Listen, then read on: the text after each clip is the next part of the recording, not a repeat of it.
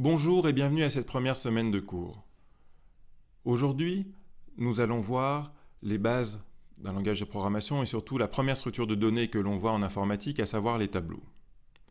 Avant toute chose, je vais vous présenter un problème lié à la cryptographie. Loin de moi l'idée de vous présenter tout le domaine de la cryptographie et surtout des résultats récents. Il s'agit juste ici d'un exemple que l'on pourrait appeler exemple jouet, mais qui était pourtant utilisé par Jules César lorsqu'il voulait échanger des messages secrets avec certains de ses espions. L'idée de base est donc d'étudier une manière de transmettre des messages sans qu'une personne qui intercepte celui-ci arrive à déchiffrer le message en question. Cette semaine, il n'y aura que très peu de difficultés dans ce cours. Cela devrait permettre à tout le monde de se remettre à niveau et de revoir tout doucement le langage Java. Par la suite, nous essaierons d'avancer un peu plus vite et surtout de présenter des algorithmes plus complexes et dont les preuves surtout de véracité ou les preuves de complexité demanderont un tout petit peu plus de travail en termes mathématiques.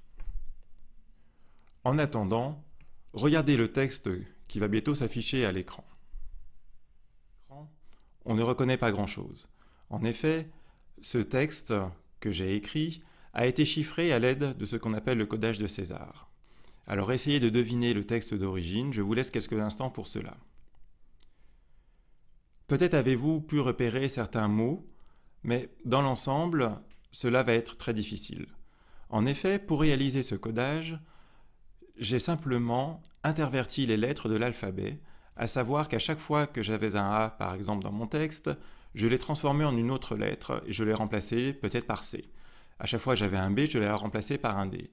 En réalisant cet échange de lettres, j'ai donc codé mon texte d'une autre manière.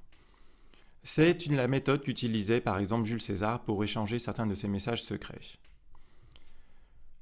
Regardons maintenant cet exemple un peu plus en avant et prenons l'alphabet que l'on représente ici sous forme de tableau.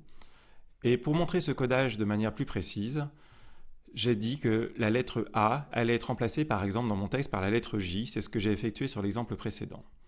De même, la lettre B va donc être remplacée par la lettre suivante, à savoir la lettre K.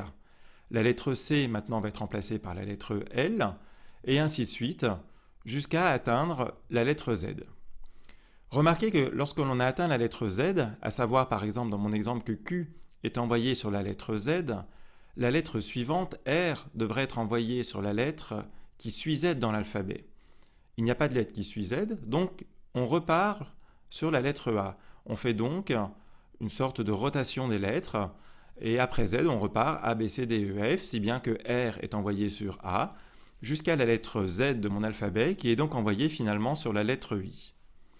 Ce codage est ce qu'on appelle bijectif, à savoir qu'une fois que vous avez ce système de codage, soit vous lisez la première ligne et vous avez la lettre codée dans la seconde ligne, mais si vous avez un texte codé, pour le décoder c'est très facile, vous prenez la deuxième ligne et vous lisez son équivalent dans la première ligne.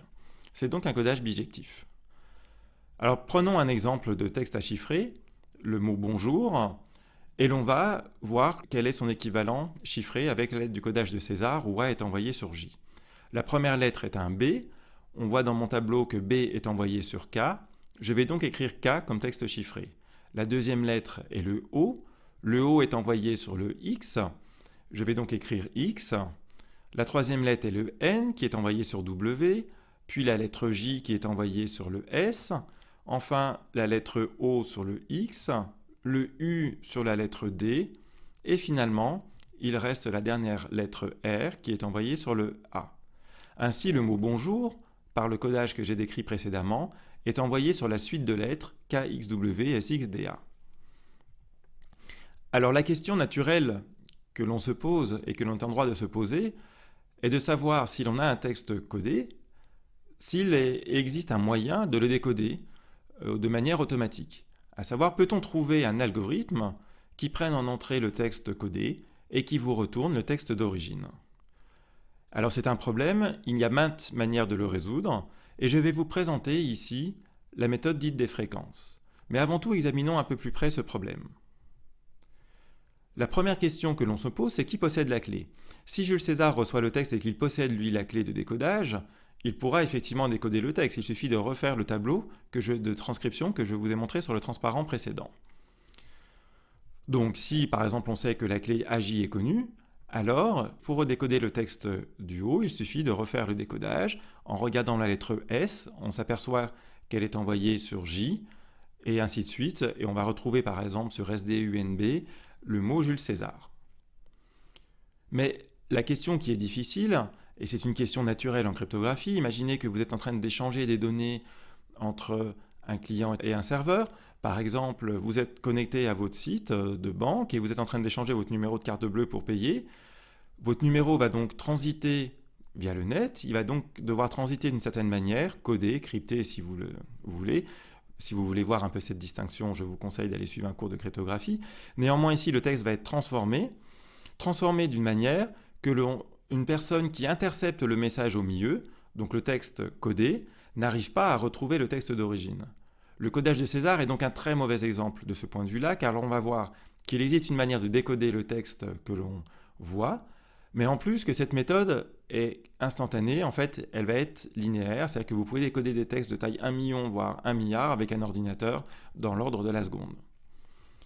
Alors si l'on ne connaît pas la clé, comment pourrait-on procéder? La première méthode naïve consisterait à calculer tous les décalages possibles. Par exemple, on pourrait examiner le cas où A est envoyé sur B, le cas où A est envoyé sur C, le cas où A est envoyé sur D, et ainsi de suite. Et parmi toutes ces rotations, tous ces chiffrements possibles, eh bien, un chiffrement doit correspondre au décodage de notre texte. Si l'on prend donc le texte SDUNB, je vais réaliser une première rotation, à savoir que je vais dire par exemple que le S est envoyé sur le T, c'est-à-dire que chaque lettre va être envoyée sur la lettre suivante, donc S sur T, D sur E, U sur V, et j'obtiens donc le texte TEVOC et MOCKB, et je vais réitérer ce processus, et donc le T, maintenant je vais l'envoyer sur le U, le E sur le F, donc j'envoie à chaque fois chaque lettre sur la suivante, et je vais donc avoir 26 rotations possibles, à savoir les 26 lettres qui vont correspondre aux 26 clés possibles, c'est-à-dire sur quelle lettre va être envoyé le A, et parmi ces différentes rotations, eh bien, doit exister la version du texte décodée. Donc ici, on va retrouver en effet Jules César lorsque le S est envoyé sur le J. Effectivement, maintenant, on a une manière visuelle de le décoder. Ce n'est pas toujours évident de le faire de cette manière et surtout, je ne vois pas une bonne méthode pour faire réaliser ce calcul par un ordinateur. Ou alors, il faudrait calculer toutes ces rotations et après essayer de reconnaître si les mots que l'on a de manière décodée dans chacune des méthodes de décodage est un mot du dictionnaire. Donc il faudrait posséder le dictionnaire, vérifier si les mots sont dedans, et trouver le texte où le maximum de mots est dedans, en fait même où l'ensemble des mots se trouve dans le dictionnaire. Ce serait possible, mais très difficile à mettre en œuvre, et surtout dépend du dictionnaire. Alors on va faire une méthode plus facile, que l'on appelle la méthode par fréquence.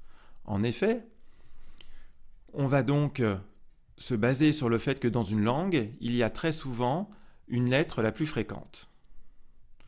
Donc dans notre cas, en français, ou dans d'autres langues comme l'anglais, le E est la lettre la plus fréquente.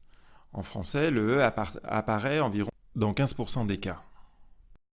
Donc, une méthode pour décoder votre texte va être effectivement de calculer les fréquences d'apparition de chacune des lettres, et comme l'on sait a priori que le E est la lettre la plus fréquente, dans mon texte codé, si je connais la lettre la plus fréquente, imaginons que ce soit le F, cela veut donc dire que le E à l'origine a été donc envoyé de manière codée sur le F.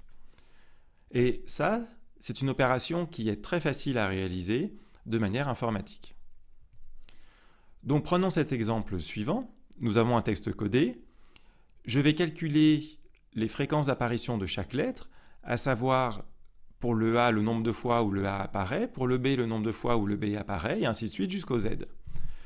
On voit dans ce diagramme de fréquence un pic très élevé, en fait presque à 40%, qui apparaît sur la lettre N. Donc la lettre N est la plus fréquente dans le texte codé.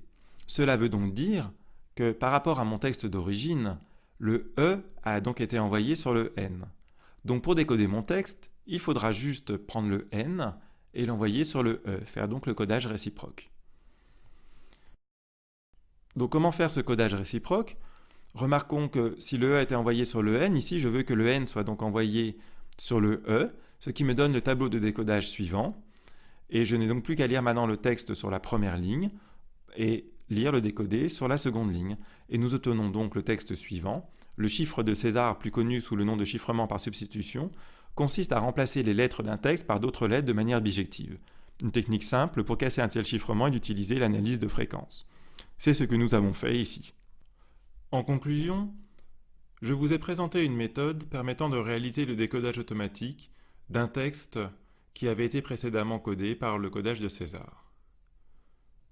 Alors maintenant, comment est-ce que l'on peut programmer cette méthode, ou plutôt cet algorithme?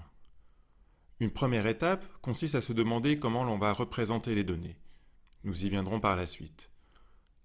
Ensuite, notre algorithme, nous avons vu, se décompose en plusieurs parties. La première de celles-ci consiste à prendre le texte et à calculer la fréquence d'apparition de chaque lettre, c'est-à-dire le nombre de fois où chaque lettre de l'alphabet apparaît dans le texte donné. Nous verrons cela dans la prochaine vidéo. Ensuite, une fois ce tableau des fréquences calculé, il nous faut pouvoir en trouver le maximum.